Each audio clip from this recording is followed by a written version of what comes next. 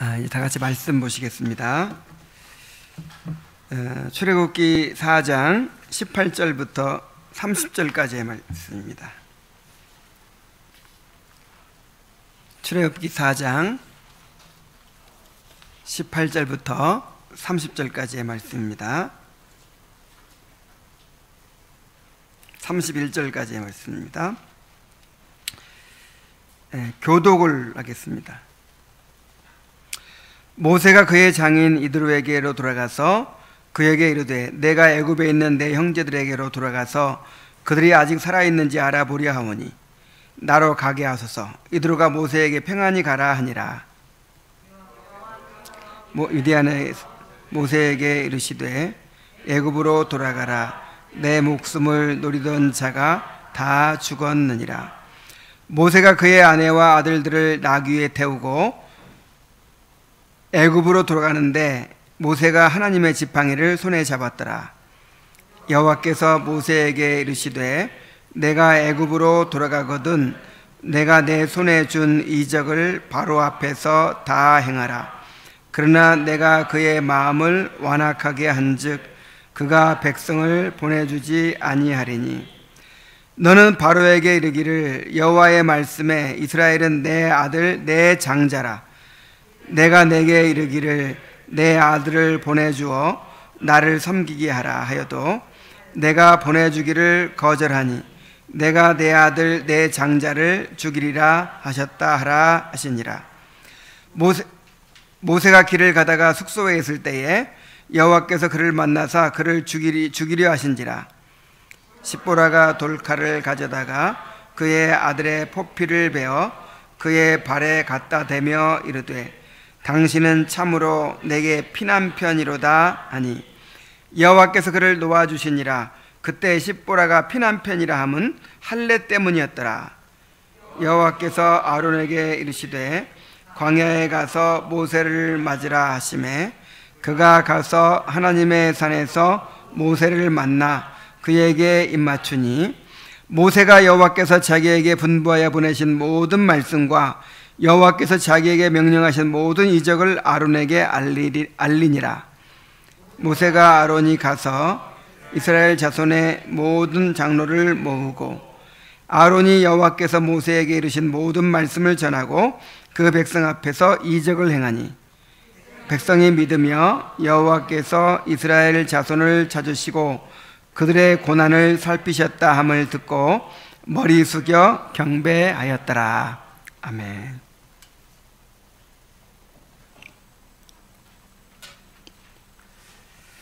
호렙산 불타는 떨기나무 가운데서 하나님을 만나고 또 하나님의 부르심에 헌신하게 된 모세는 이제 모든 것을 정리하고 애굽으로 떠나게 됩니다.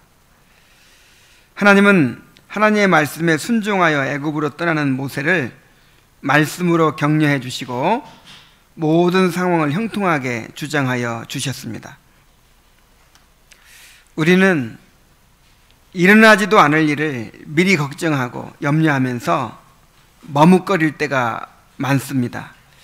그런데 막상 결단하고 순종하게 되면 하나님이 도와주시고 인도해 주시는 것을 경험하게 됩니다.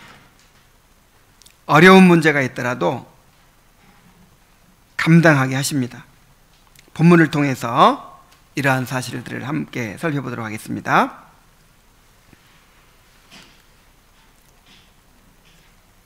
자, 모세는 장인 이드로에게 애굽으로 돌아가겠다고 말하고 허락을 받습니다. 18절 말씀을 다시 봅니다. 모세가 그의 장인 이드로에게로 돌아가서 그에게 이르되 내가 애굽에 있는 내 형제들에게로 돌아가서 그들이 아직 살아있는지 알아보려 하오니 나로 가게 하소서. 이드로가 모세에게 평안히 가라 하니라. 자, 모세가 지금 이드로에게 이야기를 하는데 하나님을 만난 일이나 소명받은 일 같은 거는 다 이야기하지 않고 다만 형제들의 안부를 살피기 위해서 가겠다라고 말합니다. 일부러 다 얘기할 필요가 없다고 느꼈겠죠. 이드로는 하나님의 계시에 대해서 다 이해할 수 없었을 것입니다. 여기서 형제들은 꼭 친형제들만이 아니라 애굽에서 고난당하고 있는 이스라엘 민족을 가리킵니다. 애굽에 있는 동족들의 형편을 살피기 위해서 가겠다고 한 것이죠. 자, 그런데 사실은 아내와 자녀들까지 데리고 가는 것이었기 때문에 이제 아주 애굽으로 떠나겠다고 말한 것입니다. 자, 이에 대한 이드로의 반응은 무엇이었습니까? 평안히 가라 하는 것이었습니다. 자, 이드로는 모세가 떠나면 자기 양떼를 칠 사람이 없어지는 거예요. 그리고 자기 딸이나 손자들과도 이별하게 되는 것입니다. 그럼에도 불구하고 옛날 라반이 야곱을 붙잡으려고 했던 것처럼 그렇게 붙잡지 않고 모세를 순순히 보내주었습니다. 이것도 다 하나님이 이드로의 마음을 움직여 주셨기 때문이죠. 하나님이 모세를 죽이려던 바로를 죽게 하시고 아론을 불러 모세를 만나러 오게 하신 것처럼 이드로의 마음도 이렇게 움직이셔서 모세를 순순히 보내주게 하신 것입니다. 사람의 마음을 움직이시는 것도 하나님이 하시는 일이죠. 잠언 21장 1절에 보면은 왕의 마음이 여호와의 손에 있음이 마치 본물과 같아서 그가 임의로 인도하시느니라 그랬어요. 이 본물을 물고랑을 이렇게 내가지고 농부가 임의로 물길을 인도하듯이 하나님께 사람의 마음을, 왕의 마음을 그렇게 움직이신다는 거예요. 우리가 하나님의 말씀에 순종하고자 할 때 하나님이 관련된 사람들의 마음을 움직여 주십니다. 저는 이 말씀을 생각하면서 우리 김지미 자매를 생각했어요. 교회 가까운 곳으로 이사하려고 하기로 결단하고 하나님 앞에 기도하니까 하나님께서 남편의 마음을 움직여 주셨죠. 하나님께서 하고자 하시는 자를 완악하게도 하시고 하고자 하시는 자를 또 굴복하게도 하십니다. 순종하게도 하십니다. 자, 하나님은 또한 모세의 목숨을 노리던 자들이 다 죽었다는 말씀으로 모세를 격려해 주십니다. 19절 말씀 봅니다. 여호와께서 미디안에서 모세에게 이르시되 애굽으로 돌아가라. 내 목숨을 노리던 자가 다 죽었느니라. 이미 다 이드로에게 이야기하고 이미 돌아가려고 마음먹고 있는데 또 이런 말씀하시는 거예요. 애굽으로 돌아가라. 내 목숨을 노리던 자들이 다 죽었느니라. 자, 이 말씀 속에서 뭘 우리가 느낄 수 있냐면은 모세의 두려움이에요. 모세의 두려움.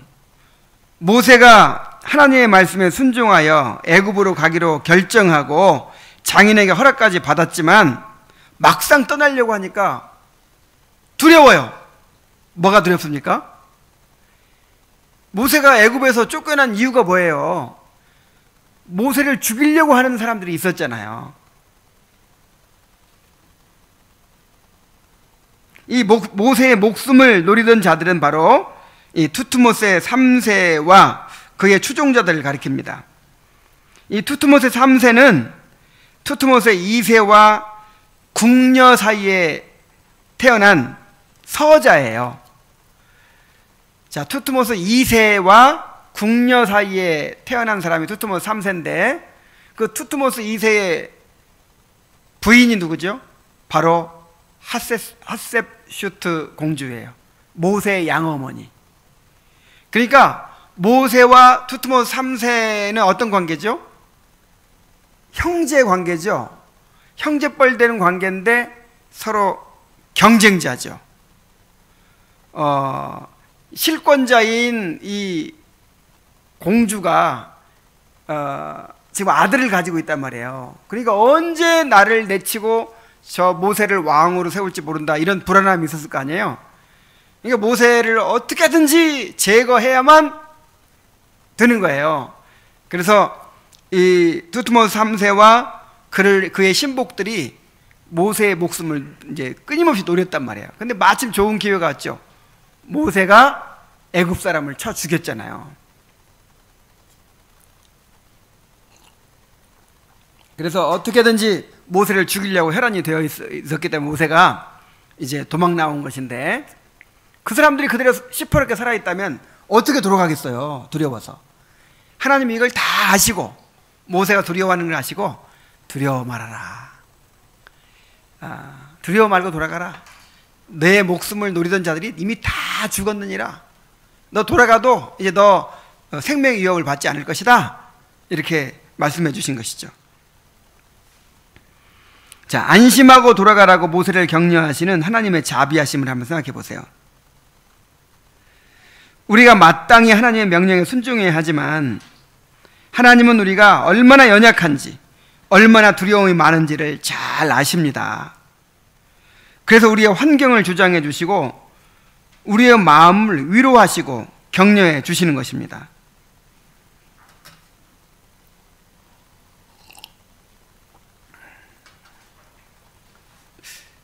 우리 김지미 자매 이야기 또 하네. 저는 그 이사 오는 과정도 한번 생각을 해봤어요. 그 과정에서 하나님이 얼마나 선하신지. 교회 가까운 곳으로 이사하게 해달라고 기도했잖아요. 그래? 그러면 교회 가까운 곳에 반지하에 살아라. 자, 바퀴벌레 나온 집에 살아라. 그래도 감사하게 살아야지. 그런데 또 그냥 오긴 오면서도 여러 가지 걱정이 많아. 이런 걱정, 저런 걱정, 염려가 많아. 그러니까 하나님이 아주 전망 좋은 호숫가에 좋은 집을 주셔가지고 이렇게 위로해 주시는 거예요. 격려해 주시는 거예요. 막상 와보니까 뭐 별거 아니야. 그렇게 염려하고 걱정했던 거 별거 아니야. 참 하나님 얼마나 선하십니까? 제가 교회 개척하고 이제 교단을 옮기는 과정에서 또 이런 하나님의 선하심을 경험했어요.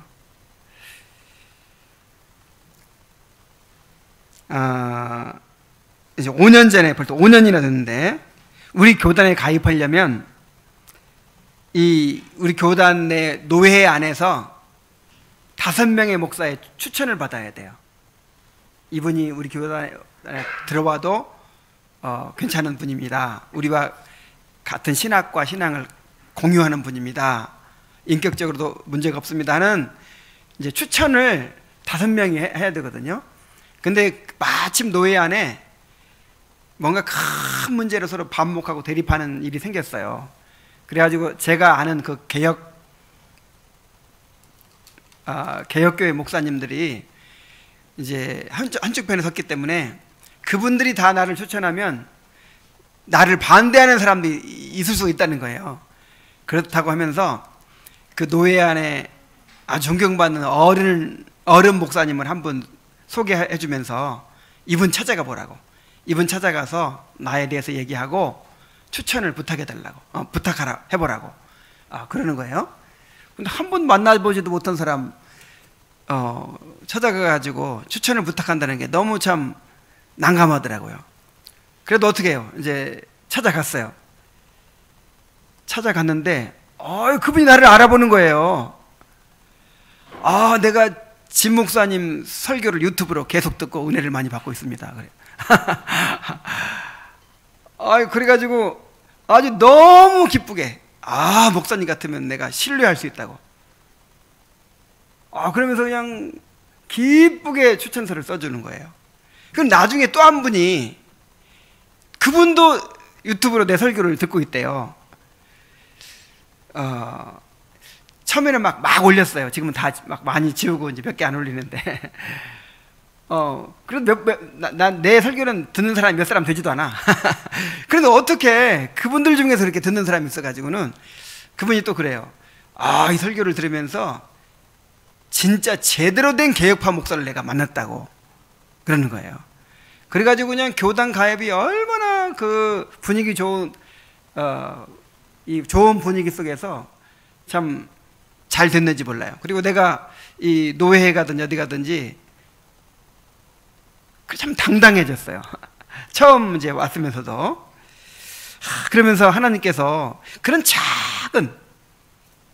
그 작은 부분에서까지 그렇게 배려해 주시고 또 하나님께 나와 함께 하신다는 증거를 보여주시는 거예요. 뭐 교회 개척하는 과정에서 이런 일뿐 아니라 너무너무 많았어요. 이런 일들이.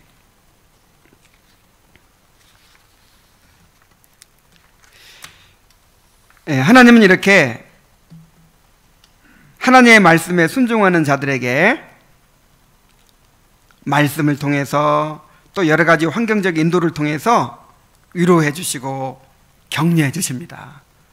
네가 하고 있는 일은 내가 기뻐하는 일이다. 힘을 내라. 용기를 가져라. 이런 뜻에서 우리에게 계속해서 그 증거들을 보여주시는 거예요. 이제 하나님을 만난 후 모세는 전혀 새로운 사람이 되어서 애굽으로 떠납니다. 20절 말씀입니다. 모세가 그의 아내와 아들들을 나귀에 태우고 애굽으로 돌아가는데 모세가 하나님의 지팡이를 손에 잡았더라. 자, 모세가 돌아가는 모습을 한번 상상해 보세요. 모세가 몇 살이죠?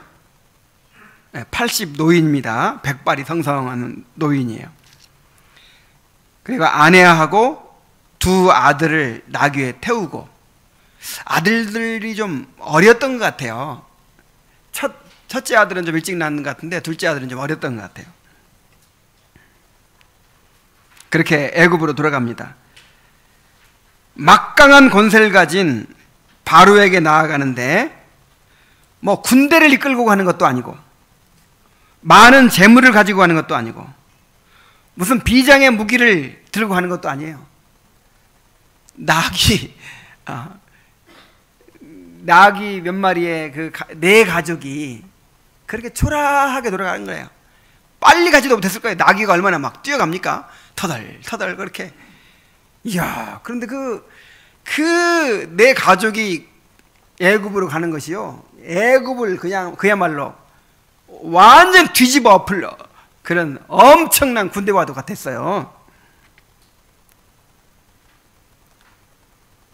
자, 모세는 아무것도 가진 것이 없었지만 그 사람이 달라져 있었어요. 자, 모세는 이것을 정말 멋진 말로 표현합니다. 자, 20절 보세요. 모세가 그의 아내와 아들들을 나귀에 태우고 애굽으로 돌아가는데 모세가 하나님의 지팡이를 손에 잡았더라. 뭐라고요? 하나님의 지팡이를 손에 잡았더라. 이야, 그렇게 겉으로 보기에 초라한 모습이었지만 뭘 잡았어요? 하나님의 지팡이를 잡고 하는 거예요. 지금 모세의 손에 들린 지팡이는 모세가 양을 칠 때 평소에 사용하던 그 지팡이였어요. 그런데 그 지팡이가 이제 하나님의 지팡이가 되었습니다. 이제 그 지팡이가 하나님의 권능을 일으키는 지팡이가 된 것입니다. 이 지팡이는 바로 모세 자신을 상징하는 것이었습니다. 모세는 이 지팡이와 같이 한낱 양치기에 불과한 사람이었어요. 그런데 그가 하나님의 손에 붙잡혀서 하나님의 권능을 나타내는 사람이 된 것입니다. 그러니까 누구의 손에 붙잡히느냐가 중요해요. 똑같은 오병이었는데 그냥 어린아이가 먹었으면 뭐예요? 그냥 오병이어예요. 근데 그 오병이어가 예수님의 손에 붙잡히니까 뭐가 돼요? 5,000명을 먹이고도 남는 그런 놀라운 능력을 나타내게 되잖아요. 우리가 똑같은 사람이지만 누구의 손에 붙잡히느냐에 따라서 달라집니다. 자, 죄에게 붙잡히면 어떻게 되겠어요? 죄의 종, 죄의 무기가 되겠죠. 죄가 우리를 도구로 활용해가지고 자기의 목적을 이루는 거예요. 우리가 마귀의 무기가 되고 죄의 무기가 되는 거예요. 그래서 우리가 하나님의 손에 붙잡히면 뭐가 돼요? 하나님의 지팡이가 되는 거예요. 하나님의 무기가 되는 거예요.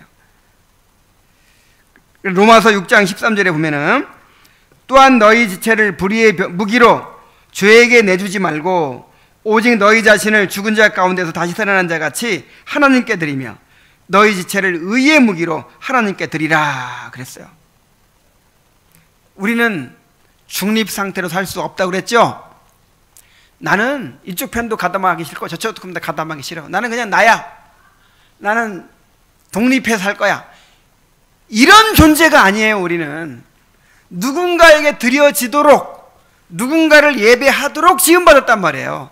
그래서 우리가 누구에게 드려지도록 지음받았어요? 하나님을 위해서.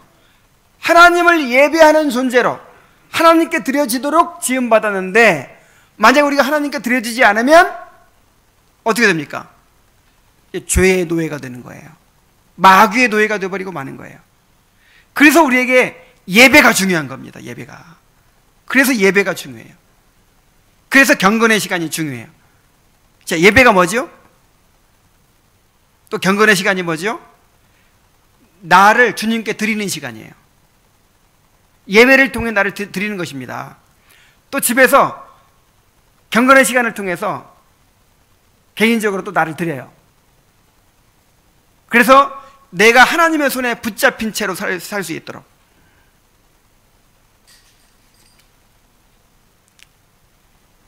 여러분이 모세처럼 하나님의 손에 붙잡힌 그런 사람들이 되기를 바랍니다.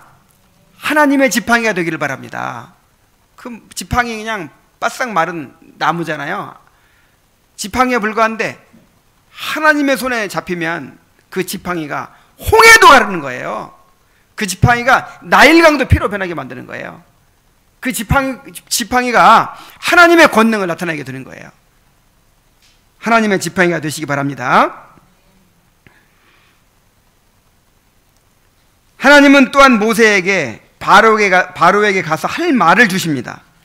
21절부터 보면은 여호와께서 모세에게 이르시되 내가 애굽으로 돌아가거든 내가 내 손에 준 이적을 바로 앞에서 다 행하라. 그러나 내가 그의 마음을 완악하게 한즉 그가 백성을 보내주지 아니하리니 너는 바로에게 이르기를 여호와의 말씀에 이스라엘은 내 아들 내 장자라. 내가 내게 이르기를 내 아들을 보내주어 나를 섬기게 하라 하여도 내가 보내주기를 거절하니 내가 내 아들 내 장자를 죽이리라 하셨다 하시니라.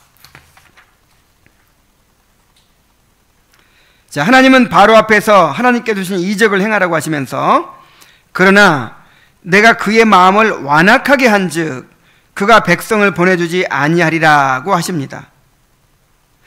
내 백성을 보내라 요구하게 하시면서 한편으로는 어떻게 한다고요?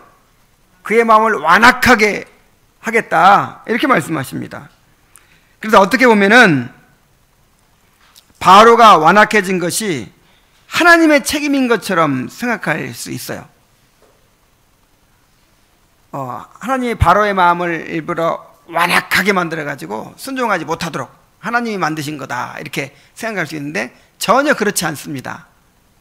바로가 스스로 완악하게 하니까 그냥 그렇게 내버려 두신 거예요. 그러니까 누구 책임이에요? 바로의 책임이죠. 바로가 하나님의 말씀을 순종하지 않고 자기 고집을 피우고 그렇게 하니까 그냥 그걸 꺾지 않고 그냥 내버려 두셨을 뿐이에요. 여러분, 모든 죄의 책임은 인간에게 있습니다. 그러니까 은혜는 하나님이 주시는 것이고 죄는 누구 책임이에요? 내 책임이에요. 이걸 잘 이해해야 돼요. 모든 죄는 인간의 책임이고, 근데 선은, 어떤 선한 일을 행하는 것은 누구한테서 온 거예요? 하나님한테. 아니, 죄는 다 내 책임이라고 하더니 선한 일은 전부 다 하나님께로만 돌려. 왜 그렇죠? 우리 안에 선한 것이 없잖아요. 우리가 철저하게 부패하고 전적으로 무능한 존재잖아요. 우리가 할 수 있는 일은 뭐밖에 없어요? 죄를 지을 수밖에 없어요. 그래서 우리가 가지고 있는 자유는 그러니까 보통 죄인들이, 구원받지 못한 죄인들이 가지고 있는 자유는 죄를 지을 수 있는 자유예요. 인간의 자유의지는 죄를 짓는 데만 쓸 수밖에 없어요. 그래서 루터는 인간의 의지를 노예의지라고 불렀어요. 노예의지. 선은 행할 수 없고 뭐만 져요? 죄만 져요.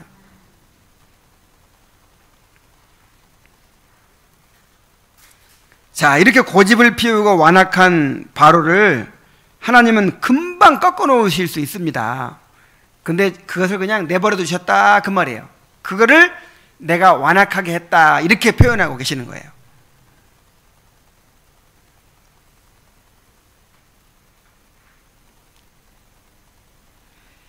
자, 왜 빨리 그의 고집을 꺾어 놓지 않고 내버려 두신 것일까요? 그것은 바로 하나님이 애굽의 심판을 내리심으로써 하나님의 영광을 나타내시고 이스라엘 백성으로 하여금 하나님을 알게 하기 위한 것이었습니다. 하나님은 이스라엘 백성을 보내기를 거절하는 바로에게 이렇게 말하라고 하십니다. 여호와의 말씀에 이스라엘은 내 아들 내 장자라. 내가 내게 이르기를 내 아들을 보내어 주어 나를 섬기게 하라 하여도 내가 보내주기를 거절하니 내가 내 아들 내 장자를 죽이리라 하셨느니라. 자, 하나님은 이스라엘을 가리켜서 내 아들 내 장자라고 하십니다. 자, 내 아들 내 장자 이렇게 두 단어를 병행하여 사용한 것은 하나님께 있어서 이스라엘이 얼마나 중요한 존재인지를 강조하기 위함이에요. 자, 이스라엘이 왜 장자입니까?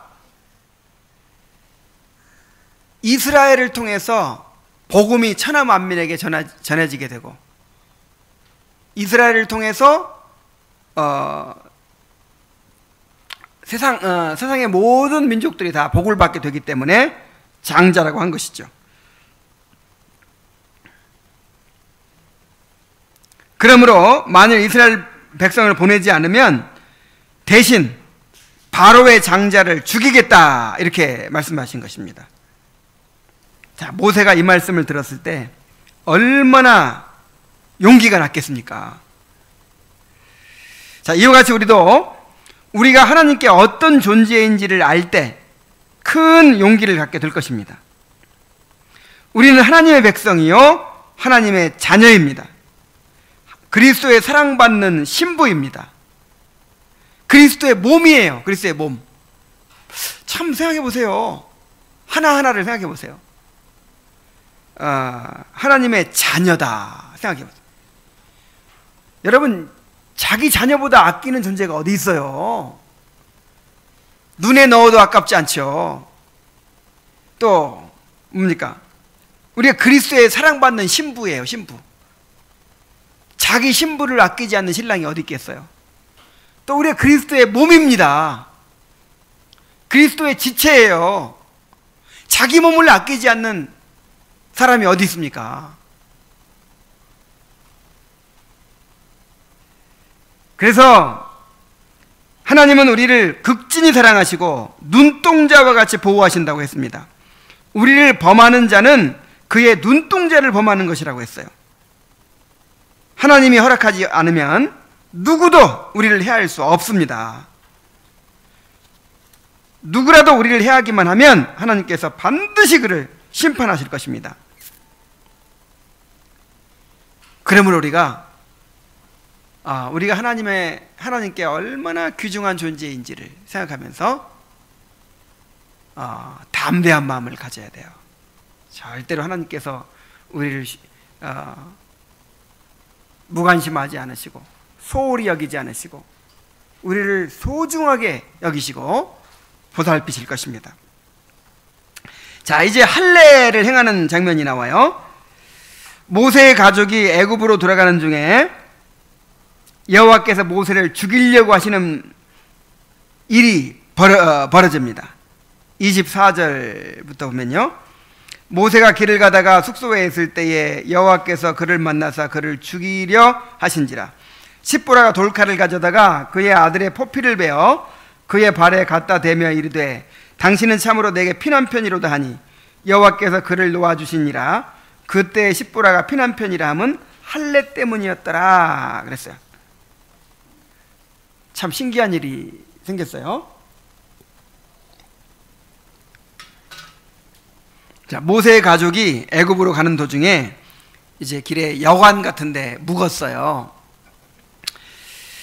근데 갑자기 여호와께서 나타나셔서 모세를 죽이려고 하셨다는 거예요. 여기서 만나다라는 말은 돌격하다, 덤벼들다 라는 의미로서 하나님께서 모세에게 진노하시고 모세를 치신 것을 가리킵니다. 그래서 갑자기 심장마비에 걸리게 하셨는지 아니면 어떤 중병에 들게 하셨는지 이는 자세히 모르지만 어쨌든 모세가 거의 죽음 직전에 이르렀던 것만큼은 틀림없어요. 아주 막 곧 죽는 거예요. 자, 그런데 모세가 이렇게 하나님의 치심을 받아 죽어가고 있을 때 그의 아내 십보라가 급히 돌칼을 가져다가 아들의 포피를 베어서 모세의 발에 갖다 대면서 당신은 참으로 내게 피난편이로다 하자 여호와께서 그를 놓아주셨다고 했습니다. 자, 그런데 십보라가 모세에게 피난편이로다 한 것은 할례 때문이었다고 했어요. 그러니까 십보라가 행한 것이 뭐예요? 할례를 행한 거죠.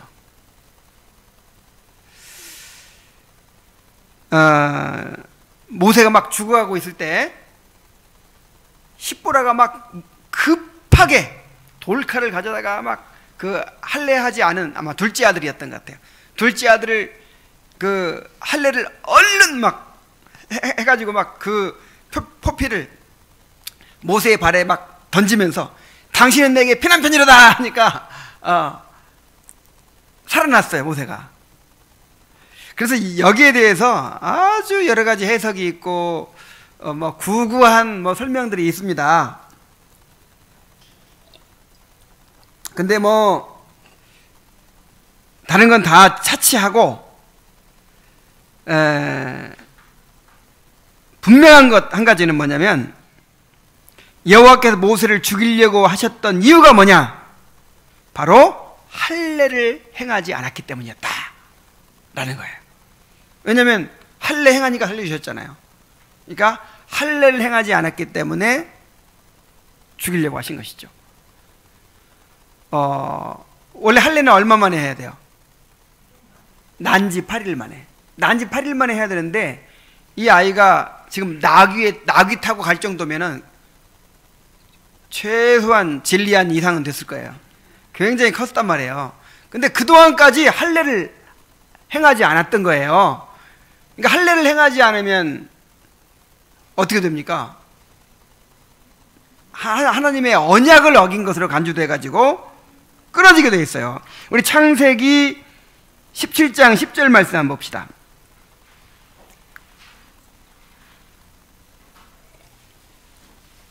창세기 17장 10절.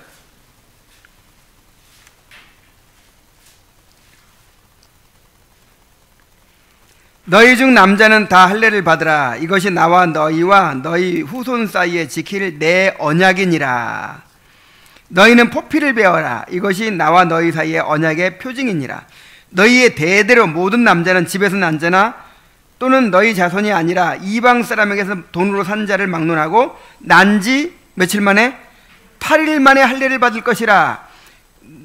너희 집에서 난 자든지 너희 돈으로 산 자든지 할례를 받아야 하리니 이에 내 언약이 너희 살에 있어 영원한 언약이 되려니와 할례를 받지 아니한 남자 곧 그 포피를 베지 아니한 자는 백성 중에서 끊어지리니 그가 내 언약을 배반하였음이니라. 그래서 할례를 행하지 않았다는 것은 그 하나님과 맺은 언약을 배반했다는 것을 의미했어요. 근데 왜 안 했을지, 왜 모세가 안 했을까 하는 것을 우리가 이제 나와 있질 않으니까 상상해 볼 수밖에 없는데, 그래서 이제 학자들은 이렇게 보는 사람들이 있어요. 모세의 아내가 할례를 행했잖아요. 그러니까 아마 모세는 그래도 믿음 있는 사람인데 모세의 아내가 이제 믿음을 갖지 못해서 그렇게 고집을 피우고 왜 어린아이한테 그렇게 아프게 그걸 잘라내냐 그렇게 고집을 피우면서 할례를 아마 반대했을 것이다. 근데 모세가 죽고 가니까 어쩔 수 없이 굴복해가지고 할례를 급히 행한 것이다. 이제 그렇게 해석을 합니다. 그래서 당신은 내게 피난편이로다 하는 말이 이제 이렇게 피를 통해서 설계되었다. 그런 뜻으로 보는 것이죠. 자, 그런데 이 사건은 앞으로 있을 유월절 사건을 예표한 것이라고 볼 수 있습니다. 하나님이 모세를 죽이려고 하실 때 할례를 행하고 그 포피를 갖다 댐으로써 하나님이 진노를 멈추셨던 것처럼 하나님이 이스라엘의 모든 장자를 죽이려고 하실 때 문설주의 피를 바름으로 하나님의 심판이 넘어가게 되잖아요. 그래서 우리는 이 사건을 통해서 그리스도의 보혈의 공로가 없이는 하나님 앞에 우리가 설 수 없다는 사실을 깨닫게 됩니다. 자, 모세도 피로 맺은 언약이 없이는 죽음을 당할 수밖에 없었어요. 모세도. 그러니까 모세도 모세 자신이 의롭고 거룩해서 그렇게 하나님 앞에 설 수 있었던 것이 아니고 피 때문에, 이 피의 언약 때문에 하나님께서 그를 받아주신 거예요. 모세가 하나님과 대면하여 말하고 주의 영광을 내게 보이소서 하고 막 하나님께 따지기도 하고 이렇게 하죠. 어떻게 그렇게 할 수 있습니까? 죄인이. 이 언약의 피 때문이에요. 언약의 피. 자, 우리는 어떠합니까? 우리는 심히 무패하여 하나님 보시기에 심히 혐오스럽고 진노와 저주를 받아 마땅한 사람들입니다. 우리는 날마다 죄를 범하여 하나님의 진노를 격발하며 살고 있어요. 여러분, 우리가 신앙생활 열심히 하고 하니까 하나님 보실 때 야, 너 참 의롭구나 그렇게 보일 거라고 착각하면 안 돼요. 우리의 모습은 너무나도 혐오스러운 모습이에요. 극혐이에요. 극혐. 조나단 에드워즈가 그 자연을 이제 산책을 하면서 그냥 징그러운 벌레들이 우글우글 해가지고 몸서리 쳐지더라고 끔찍한 모습을 보면서 하나님 보시기에 내 모습이 바로 이런 모습이겠구나, 이렇게 때때로 하는 묵상을 했어요. 여러분, 우리 모습이 바로 하나님 보시기에 그런 모습이에요. 그런데 왜 하나님께서 우리를 기쁘게 받아주시죠? 그리스도의 보혈 때문인 거예요. 그리스도께서 우리 대신 모든 진노를 받으시고 저주를 받으시고, 그래서 우리가 그리스도를 힘입어서 하나님 앞에 나아갈 수 있는 거예요. 하나님 앞에 설 수 있는 거예요. 그래서 항상 우리가 내 모습을 하나님 앞에서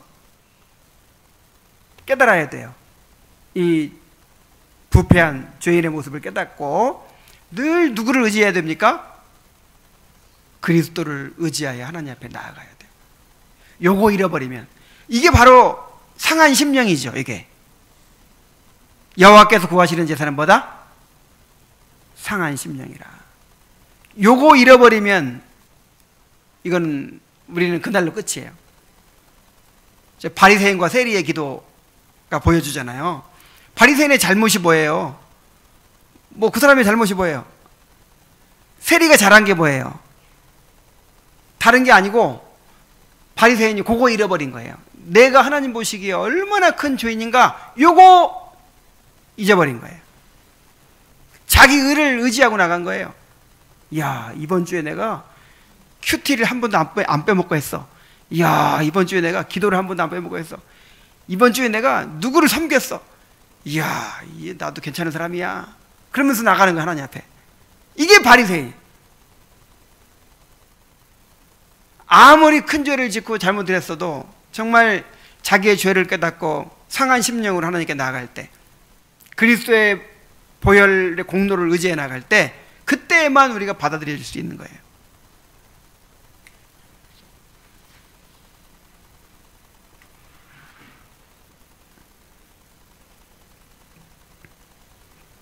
자, 그리스도께서 피 흘리심으로 이루어진 그 언약을 의지하고 그리스도의 중보를 의지하고 그렇게 항상 하나님 앞에 나아가게 되기를 바랍니다. 자, 이제 아론과 이스라엘 백성들을 만나죠. 모세는 애굽으로 가는 도중에 광야에서 아론을 만나게 됩니다. 27절 8절에 보면은 여호와께서 아론에게 이르시되 광야에 가서 모세를 맞으라 하시매 그가 가서 하나님의 산에서 모세를 만나 그에게 입맞추니 모세가 여호와께서 자기에게 분부하여 보내신 모든 말씀과 여호와께서 자기에게 명령하신 모든 이적을 아론에게 알리니라. 자, 여호와께서는 애굽의 고센 땅에 있던 아론에게 광야에 가서 모세를 맞이하라고 말씀하셨습니다. 그래서 아론은 사흘길을 걸어서 호렙산까지 가서 이제 모세를 만나게 됩니다. 모세는 여호와의 분부하신 모든 말씀과 허락하신 이적들을 모두 아론에게 알렸습니다. 자, 하나님이 약속대로 말 잘하는 아론을 대변자로 모세에게 붙여주신 것이죠. 자, 아론의 합류는 모세에게 큰 기쁨과 격려가 되었을 것입니다. 참 그래도 두려웠겠죠. 이렇게 지팡이를 들고 가지만 그래도 혼자서 가면서 얼마나 두려웠겠어요. 근데 호렙산쯤 지나는데 누가 오고 있어요? 와, 그 그리운 형님이 오는 거예요. 하나님께서 말 잘하는 아주 그냥 웅변가인 아론을 이제 붙여주시기로 약속하셨는데 그 아론을 보내주신 거예요. 그 고센 땅까지 가서 만나도 되죠? 거기 가서 만나도 되잖아요. 근데 일부러 사흘 전에 아론한테 빨리 가서 모세 만나라. 모세가 지금 기죽고 있다. 얼른 가서 기 좀 살려줘라. 그리고 미리 보내신 거예요. 하나님은 이와 같이 우리 곁에 함께하는 사람들을 붙여주심으로 우리를 격려해 주십니다. 함께 순례의 길을 가는 성도들이야말로 하나님께서 우리에게 허락하신 최고의 축복이에요. 여러분, 하나님 말고 하나님이 우리에게 최고의 복이죠. 그 다음에 복이 뭐겠어요? 바로 성도들이에요. 성도들.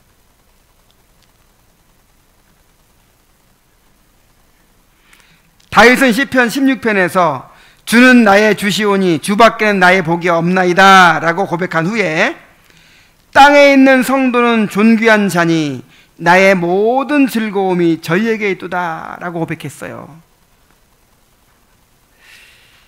여러분, 이 성도의 관계는요 가족 관계보다 더 깊은 거예요. 물론 이제 가족이면서 성도인 뭐 그런 경우도 있지만은 그냥 육신의 가족보다 이 성도와의 관계가 더 깊고 영원한 거예요. 여러분, 하나님의 사랑이 서로 이렇게 나누어질 수 있는 관계는 성도의 관계밖에 없는 거예요. 하나님의 사랑이 육신의 가족과 나눠질 수 있어요, 없어요? 없는 거예요. 그리고 그 관계도 한시적이고, 하나님의 사랑은 이 성도 간에만 온전히 나눠질 수 있고 또 그 관계가 영원합니다. 하나님께서 우리에게 주신 복 가운데 가장 큰 복이 무슨 복? 성도를 우리에게 허락해 주신 복이에요. 우리 곁에 함께 가는 순례자들이 있다는 거, 이보다 더 큰 복은 없는 거예요. 정말 소중하게 여기시기 바랍니다. 그 복을 소중하게 여기시고 또 잘 누려야 돼요.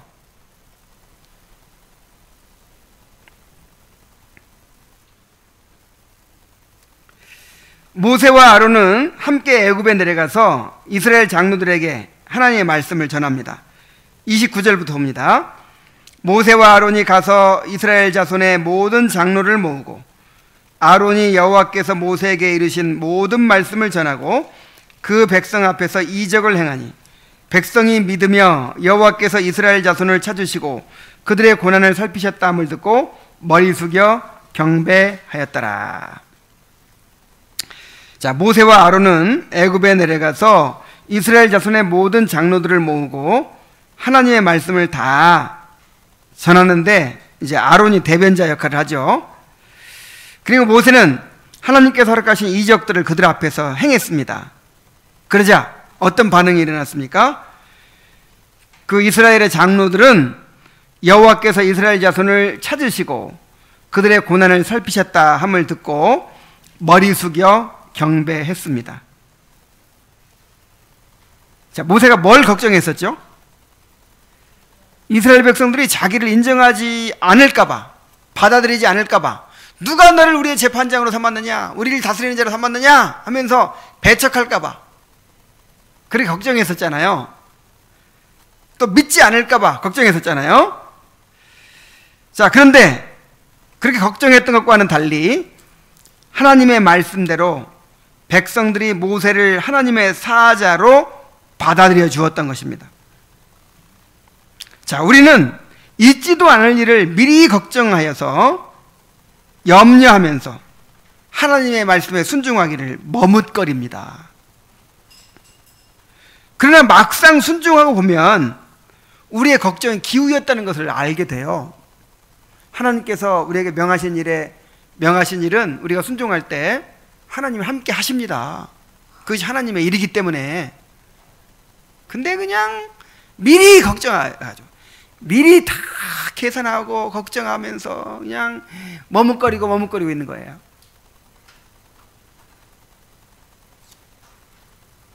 하나님은 하나님의 명령에 순종하는 자에게 함께 하시고 그 길을 인도하십니다. 이제 말씀을 맺겠습니다. 하나님은 우리가 하나님의 말씀에 순종하여 나아갈 때 우리와 함께 해주십니다. 자비하신 하나님은 우리의 두려움과 염려를 아시고 우리를 격려해 주십니다. 우리의 길을 형통하게 해주십니다. 우리의 감당치 못할 시험을 당치 않게 해주십니다. 긍휼과 자비가 풍성하신 하나님을 신뢰하시기 바랍니다. 그리고 순종하시기 바랍니다. 기도하겠습니다. 하나님 아버지, 오늘 하나님의 말씀에 순종하여 애굽으로 돌아가는 모세를 그렇게 세심하게 배려해 주시고 격려해 주시고 참으로 그를 위로해 주신 모습을 봅니다. 아버지 하나님, 하나님께서 맡기신 일은 하나님이 책임지십니다. 그런데 우리가 하나님을 신뢰하지 못하고 자꾸만 미리 걱정하고 염려하면서 그렇게 머뭇거릴 때가 얼마나 많은지 모릅니다. 우리의 믿음 없는 것을 용서하여 주시옵소서. 그리고 하나님의 선하심을 신뢰하고 참으로 하나님의 말씀에 순종하기를 더디하지 않게 하여 주시옵소서. 예수님의 이름으로 기도하옵나이다. 아멘.